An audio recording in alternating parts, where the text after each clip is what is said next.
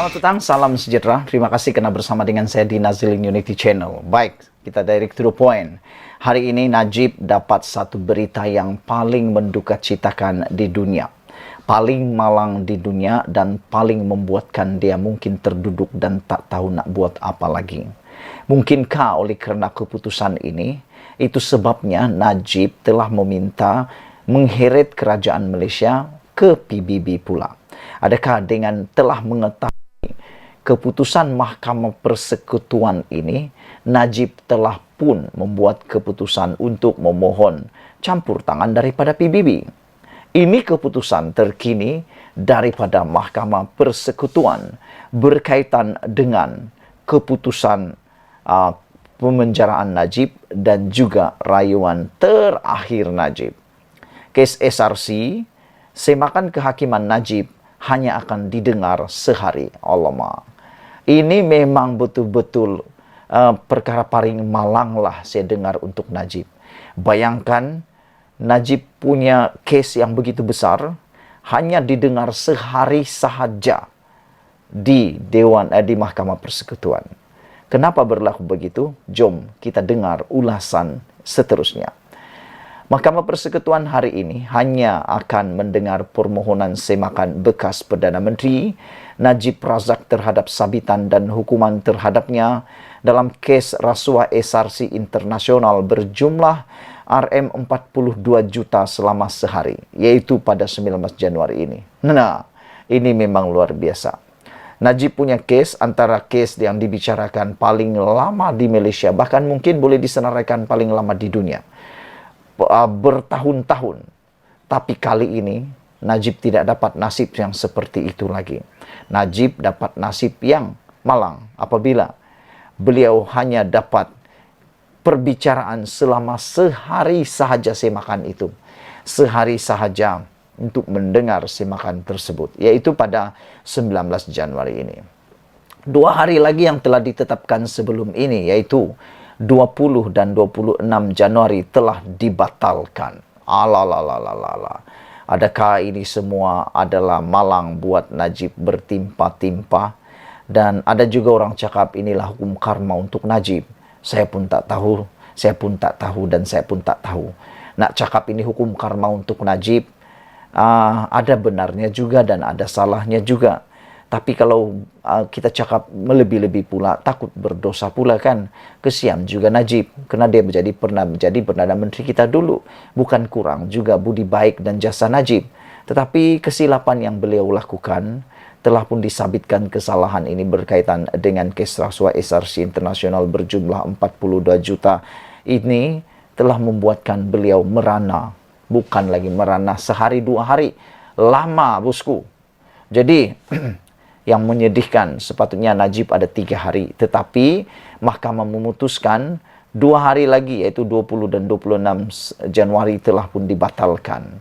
Ketika dihubungi hari ini, Timbalan Pendakwa Raya Muhammad Ashraf Adrin Kamarul mengesahkan Mahkamah Persekutuan telah meminda jadual pendengaran semakan itu.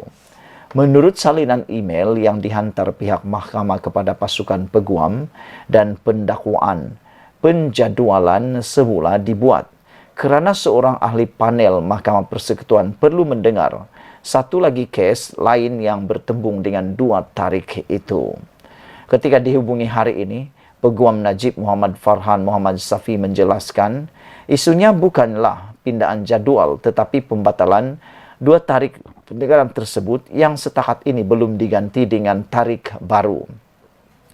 Najib antara lain memohon panel hakim berbeza daripada yang dipengerusikan Ketua Hakim Negara, yaitu Tengku Maimun Tuan Mat, yang menepikan rayuan bagi mengenepikan sabitan dan hukuman ke atasnya bagi 1 pertuduhan salah guna kuasa, 3 pertuduhan pecah amanah jenayah dan 3 pertuduhan penggubahan wang haram berkaitan dana SRC internasional. Ada lagi kita akan lihat sekali lagi dalam perbicaraan kali ini drama-drama seperti yang pernah kita lihat dalam perbicaraan di Mahkamah Persekutuan baru-baru ini. Tak tahulah, saya rasa sukarlah untuk membuat drama kalau hanya sehari yang diperuntukkan. Pasukan Najib tidak patut membuat drama lagi. Mereka patut melakukan yang sepatut-patutnya. Drama hanya membuang masa dan akan membuang peluang yang terhidang untuk Najib.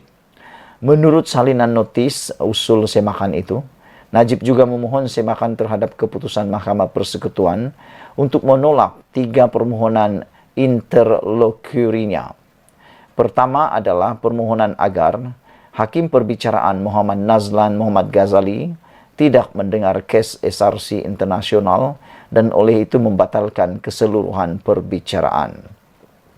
Kedua adalah permohonan untuk menangguhkan pendengaran Mahkamah Persekutuan bagi membolehkan pasukan peguamnya membuat persediaan. Dan permohonan ketiga adalah agar Tengku Maimun tidak mendengar permohonan itu. Wow, ada 3 rupa-rupanya perkara yang dibawa oleh Najib di dalam salinan semakan itu, yang mana Najib memohon supaya semakan terhadap keputusan Mahkamah Persekutuan untuk menolak 3 permohonan interlokurinya. Antaranya yang pertama, saya ulang balik, adalah permohonan agar Hakim Perbicaraan Muhammad Nazlan Muhammad Ghazali tidak mendengar kes SRC internasional dan oleh itu membatalkan keseluruhan perbicaraan. Wow, bertahun-tahun dibicarakan, beribu-ribu kos dan juga betapa susahnya perbicaraan ini. Bolehkah tiba-tiba dibatalkan pula? Bukannya sedikit, tetapi keseluruhan perbicaraannya. Kalau ini berlaku, ini memang rekod dunia, ini memang rekod Malaysia. Dan saya harap ianya tidak berlaku. Kerana ianya melibatkan kos yang sangat besar dan berkepentingan awam. Kedua adalah permohonan untuk menangguhkan pendengaran Mahkamah Persekutuan bagi membolehkan pasukan peguam Najib membuat persediaan. Ya, kamu masih ingat lagi kan? Macam yang saya cakap tadi, dulu masa perbicaraan terakhir Najib di Mahkamah Persekutuan, terlalu banyak drama yang berlaku sehingga pada pendapat saya banyak peluang sepatutnya Najib bersuara, mengemukakan hujahan lisan sepatutnya mereka buat. Tetapi apa yang berlaku? Sibuk banyak terlampau drama. Dramanya tidak habis-habis sehingga Ketua Hakim Negara pada waktu itu menegur, meluat dan mengatakan, kita tidak punya masa untuk main-main, kita tidak punya masa untuk berdrama. Jadi akhirnya apa yang berlaku? Najib tetap dijatuhi hukuman bersalah. Dan yang ketiga, permohonan ketiga daripada pasukan peguam Najib ini ialah agar Tengku Maimun tidak mendengar permohonan itu.